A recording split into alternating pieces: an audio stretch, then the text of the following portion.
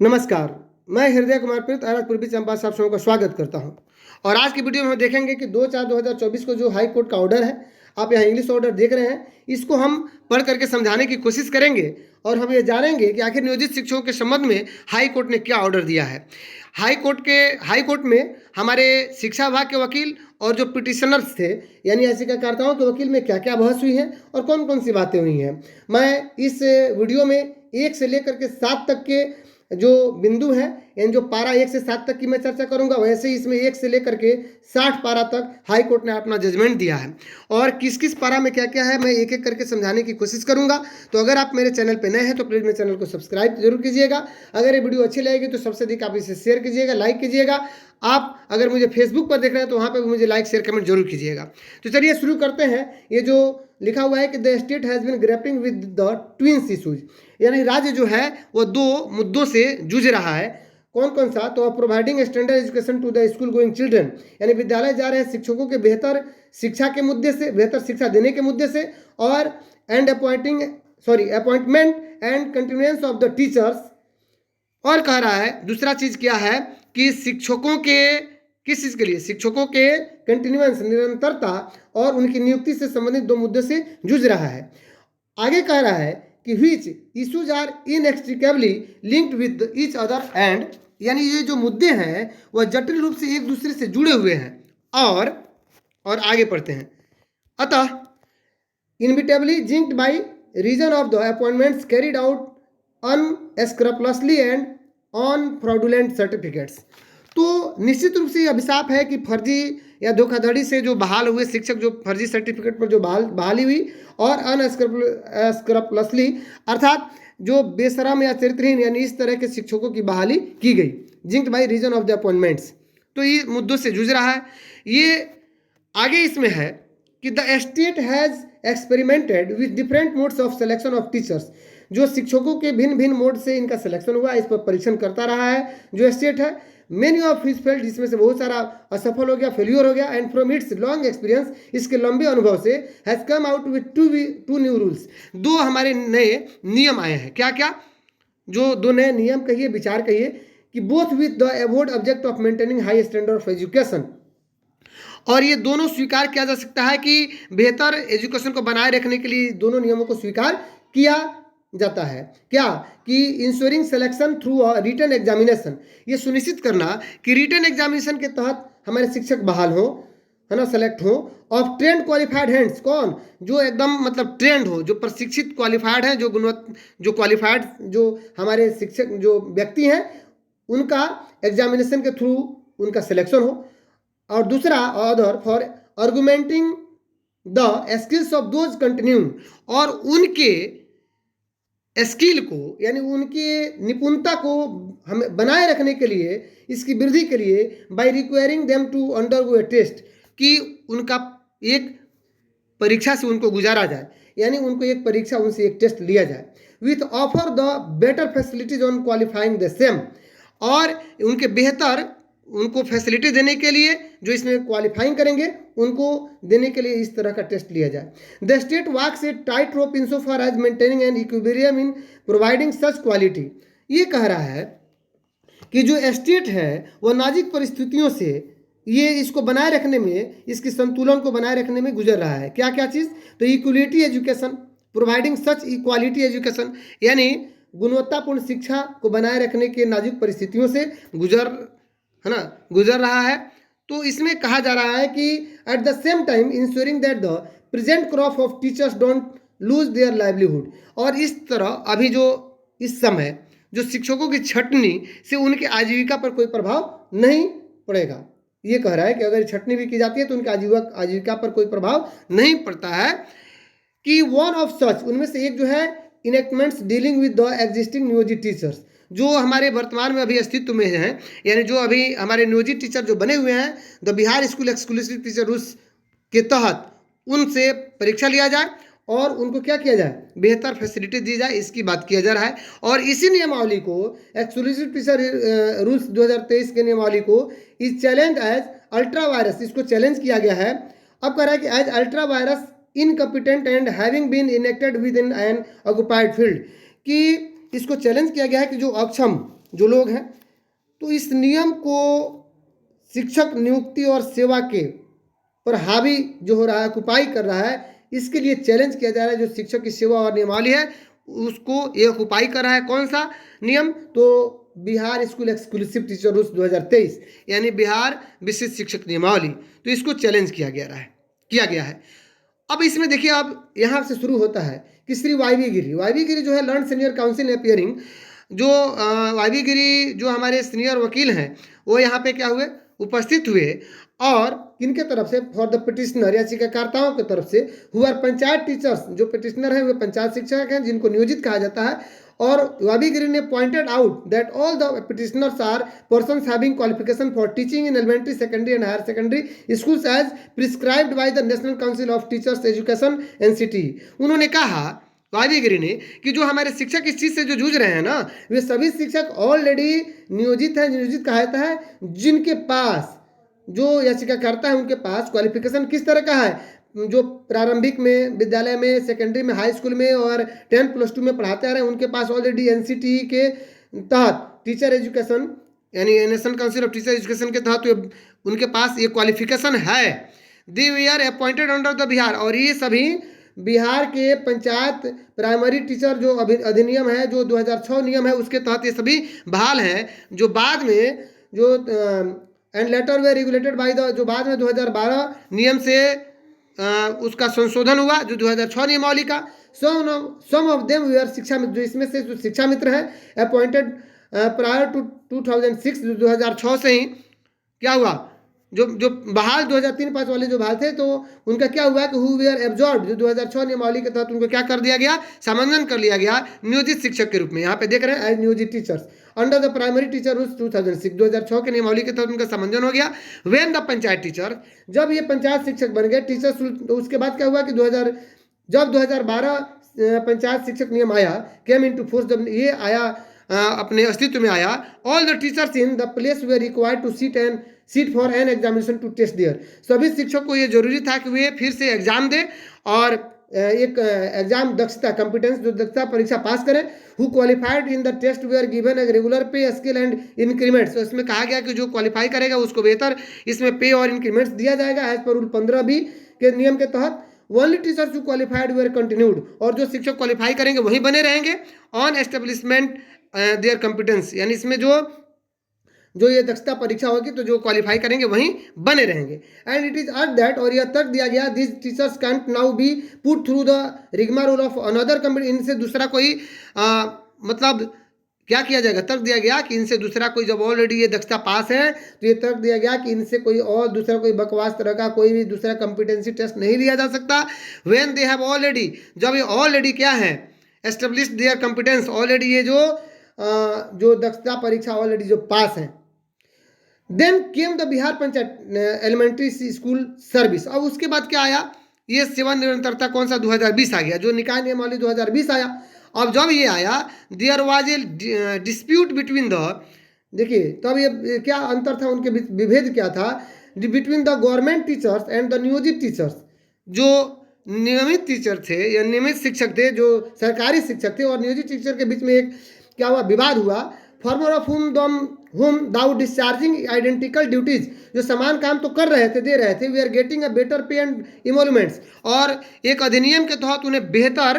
Payment दिया जा रहा था। इसी पेमेंट की बात की जा रही है, जो 9300 वाली पेमेंट की बात की जा रही थी की जा रही है कि जो नियमित शिक्षक है उनको वो चीज़ दिया जा रहा है, यानी समान काम कर रहे हैं लेकिन अलग अलग वेतन दिया जा रहा है। The matter was taken up to the honourable supreme court, और यह मैटर सुप्रीम कोर्ट में गया, which rejected the claim of equality at par with the government, जो गवर्नमेंट के जो इक्वालिटी पर, इस पर क्या किया गया,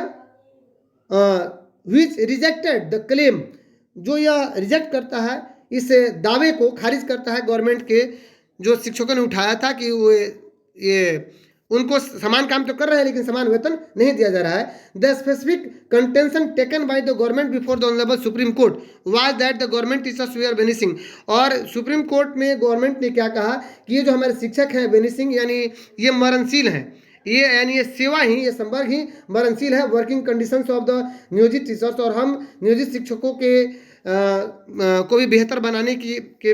बारे में हम काम करते रहे हैं। इम्प्रूव्ड द वर्किंग कंडीशन, उनके जो कंडीशन को भी इम्प्रूव करते रहे हैं, they can't be treated at पर विद द गवर्नमेंट, लेकिन ये जो नियोजित शिक्षक हैं या सरकारी शिक्षक की तरह इनके साथ ट्रीट नहीं किया जा सकता, व्यवहार नहीं किया जा सकता है। While continue under the local bodies rules 2020, जबकि ये ऑलरेडी 2020 के नियम से आच्छादित है, यानी नियमावली 2020 से। The present rules of exclusive teachers rule 2023, और जो वर्तमान में जो विशिष्ट शिक्षक नियमावली है केम इनटू फोर्स, ये भी अस्तित्व में आ चुका है, जो where there is a further selection mandated by appearing in a competence test, जो एक दूसरा इनको नियम, जो दूसरा इनको टेस्ट देने के लिए जो भाग करेंगे के लिए आ चुका है। यानी ये जो 2023 जो विशिष्ट शिक्षक नियमावली आया है, where there is a further selection mandated, एक दूसरा एक नियुक्ति आई है जो अपीयरिंग इन कॉम्पिटेंस, जो इस परीक्षा में जो अपीयर होते हैं, it is asserted that the नियोजित टीचर्स प्रूव देमसेल्फ। तो कहा गया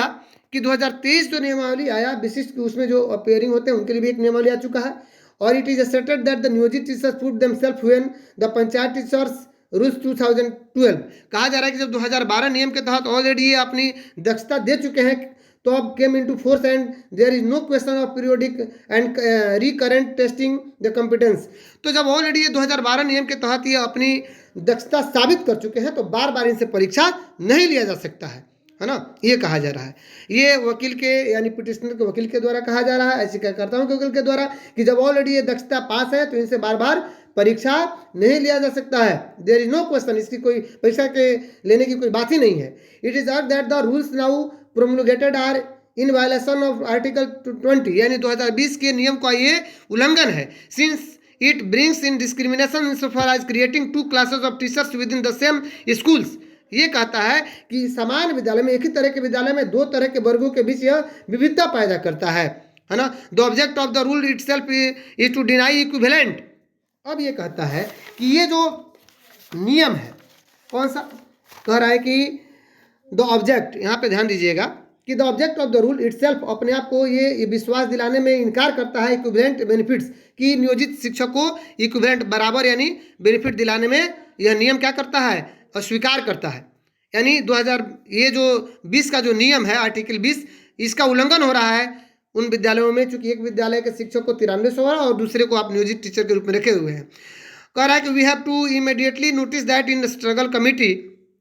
कि हम यह अभी इमीडिएटली नोटिस हम यह सूचित करना चाहते हैं कि was held to have not taken into account, जो पूर्व के सुप्रीम कोर्ट के निर्णयों को ध्यान में नहीं रखा गया, ऑनरेबल सुप्रीम कोर्ट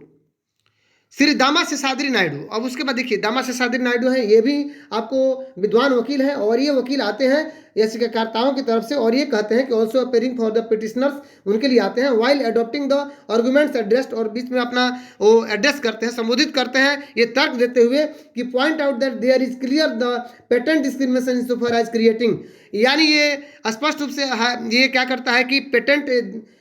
विभेद पैदा करता है इन शिक्षकों के बीच में, नॉट टू क्लास, मतलब सिर्फ दो ही वर्गों के बीच में नहीं, बट 4 क्लासेज, बल्कि 4 वर्गों के बीच में जो शिक्षकों का 4 वर्ग है। और ये बताते हैं कि one the old state government teachers, एक जो पुराने हमारे शिक्षक जो हैं, जो नियमित हैं, ओल्ड टीचर हैं, दूसरा कि नियोजित teachers, and now the 2 cadres created by the Bihar state school teacher appointment. अब ये हो गया आपको बिहार विद्यालय अध्यापक नियमावली,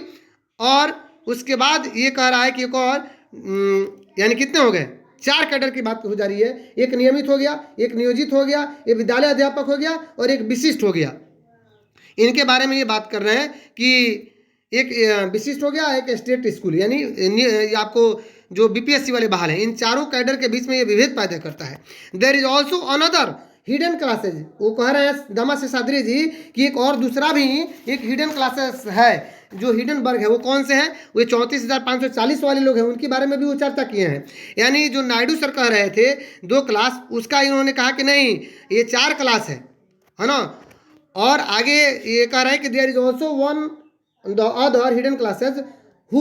were appointed on the basis of the undertaking given before the honorable Supreme Court in the which again more than 30,000 teachers were appointed। और ये कह रहे हैं कि लगभग उसमें से 30,000 शिक्षक अपॉइंट हुए सुप्रीम कोर्ट के ऑर्डर के आधार पर। The honourable supreme court in struggle, अभी देखिए जो सुप्रीम कोर्ट है, ये in struggle record state there is a vanishing class, और उसमें बताया गया है कि जो स्टेट टीचर है, जो सरकारी शिक्षक हैं, पुराने टीचर ये मरणशील हैं। Now introduced by the state council teacher rules 2023, और ये जो एक दूसरे जो शिक्षक हैं जो विद्यालय अध्यापक 2023 लाया गया है मरणशील है, इसलिए उनको पुनः 2023 नियमावली के तहत एक नई बहाली लाई गई है। The exclusive teachers rules 2023 creates discrimination in so far as no career progression being possible, और ये 2023 के नियम के विशेष शिक्षक के नियम के आधार पर शिक्षकों को कोई करियर प्रोग्रेशन इसमें दिखाई नहीं पड़ रहा है, विभेद पैदा हो रहा है। After being appointment as exclusive teacher the नियोजित टीचर्स दे, जब वे विशेष शिक्षक के रूप में जब हो जाएंगे, बहाल हो जाएंगे, तो क्या हो रहा है कि द नियोजित teachers may as well as continue in their status required over the years, तो नियोजित शिक्षक बहुत दिनों तक अपने उसी अवस्था में बने रह सकते हैं। In which case they would be regulated by the local bodies rules 2020, जब 2020 नियमावली है तो उसके तहत वे बने रह सकते हैं अगर वो परीक्षा में भाग नहीं लेते हैं, जो 2023 विशिष्ट वाला है। Where in there are promotional avenues, अब देखिए यहाँ पे प्रोन्नति के संबंध में स्पष्ट क्या चीज़ दिया रहा है कि where is absent for the exclusive teachers, विशेष शिक्षकों के बीच में जो एक विवाद है कि उनको प्रोन्नति नहीं है, और the pay fixation with respect to exclusive teachers is separate and many of them would not get any benefit by moving to the new cadres created of exclusive teachers। तो अगर वे जाते हैं तो उनमें से बहुत सारे जो हमारे नियोजित शिक्षक हैं उनको कोई लाभ नहीं होता है अगर वो विशेष शिक्षक बनते हैं, तो ये वकील कह रहे हैं, है ना, मूविंग द न्यू कैडर, जो नए कैडर में जाते हैं तो, और the end result would be, और अंत में यही रिजल्ट निकलता है, ये पिटिशनर के वकील कह रहे हैं कि नो मॉनिटरी बेनिफिट, यानी कोई इसमें रुपयों का कोई यानी आर्थिक रूप से कोई लाभ नहीं हो रहा है। And stagnation due to the existing career progression being taken away, और उनकी प्रोन्नति भी क्या हो रही है, एक तरह से बाधित हो रही है ना। लॉस ऑफ सीनियरिटी, और सीनियरिटी उनकी बाधित हो रही है, उनकी सीनियरिटी भी नहीं है। This is the sum and total, और इसका निष्कर्ष ये निकलता है कि of the creation of rule of the creation of a role of exclusive teachers who will be neither here nor there, यानी जो विशिष्ट शिक्षक बनेंगे न इधर के रहेंगे न उधर के रहेंगे, न घर के रहेंगे न घाट के रहेंगे। they would not be treated at par with the newly recruited teachers under the state school teacher 2023, यानी जो अभी नए 2023 के विद्यालय अध्यापक के रूप में जो बहाल शिक्षक हैं, they would not be, वो उनके अनुसार भी इनको ट्रीट नहीं किया जाएगा, है ना। And they would B A class apart from the नियोजित टीचर्स, और नियोजित शिक्षक के भी रूप में ये नहीं रहेंगे, ये अलग एक तरह का इनका क्लास हो जाएगा। एज सच रिजल्टिंग इन जो पाल्पेबल एंड पेटेंट डिस्क्रिमिनेशन, और यह स्पष्ट रूप से क्या करता है, भेदभाव करता है। ये परिणाम साबित हो रहा है कि एक पेटेंट भेदभाव पैदा करता है। आगे कहना है कि we are taken through the rules to point out the glaring inconsistencies, specifically in Rule 3 of 3, which provides for continuance of teachers as local body teachers even if they don't qualify in the competency test। इसमें देखिए जो आया है नियमावली आया है उसमें कह रहा है कि जो हमारे शिक्षक हैं यह विसंगति पैदा हो रही है, और किस तरह की विसंगति पैदा हो रही है, स्पेसिफिकली 3 के नियम के अनुसार कि जो हमारे शिक्षक हैं जो निकाय स्तर के even don't qualify in the, अगर कॉम्पिटेंसी में भाग नहीं लेते हैं, क्वालिफाई नहीं करते हैं, तो द पंचायत और नियोजित आर लोकल बॉडी टीचर, तो वे क्या बने रहेंगे, नियोजित शिक्षक बने रहेंगे। द पंचायत और नियोजित are local body teachers, all this terms use alternatively, वैकल्पिक रूप से for those appointed by the local bodies and continued as such stand distinguished from the state school teachers. अब कह रहा है कि द पंचायत और नियोजित और local body teachers, all this terms use alternative, वैकल्पिक रूप से ये जितने भी जो टर्म्स हैं फॉर दो, जब इनके नियुक्ति के लिए, है ना, जो निकाय स्तर के जो शिक्षक उनकी नियुक्ति के लिए local bodies continued as such stand distinguish, ये क्या करता है, देखिए ये जो विभेद पैदा कर रहा है, विविधता पैदा कर रहा है,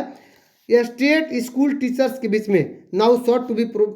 अपॉइंटेड, यानी जो अभी उनसे भी ये भिन्न है, यानी उनसे भी अलग है जो अभी अपॉइंटेड हुए हैं। कौन से टीचर अपॉइंटेड हुए हैं, जो विद्यालय अध्यापक जो शिक्षक अपॉइंटेड हुए हैं। The proviso to rule 4 left their fate to committee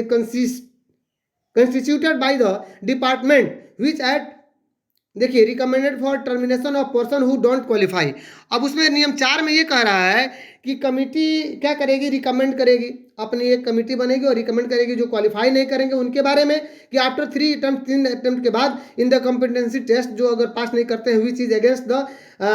statute itself, जो कानून के विरुद्ध जो होगा, यानी कमेटी जो निर्णय करेगी वो अपना रिकमेंड करेगी उसके लिए, है ना, किसके लिए कि उनको हटाने के लिए, recommend for termination of person who don't qualify, जो इसमें क्वालिफाई नहीं करते उनके टर्मिनेशन के लिए, उनको हटाने के लिए रिकमेंड करेगी। अब इस पर द लॉर्ड एडवोकेट जनरल, अब देखिए जो सरकार के जो वकील हैं एडवोकेट जनरल, वो क्या कर रहे हैं कि वाज क्विक टू रिस्पॉन्ड, उन्होंने बहुत जल्दी शीघ्रता से बचाव किया। Now there is provisions for 5 opportunities, यहाँ 3 अपॉर्चुनिटी नहीं बल्कि 5 अपॉर्चुनिटी दी गई है, यानी 5 अवसर दिए गए हैं। उन्होंने कहा to sit for the competency, इस टेस्ट में बैठने के लिए, and has been clearly stated in the counter affidavit that there would be no termination. तो उन्होंने कहा कि काउंटर एफिडेविट में बताया गया कि कोई टर्मिनेशन नहीं किया जाएगा,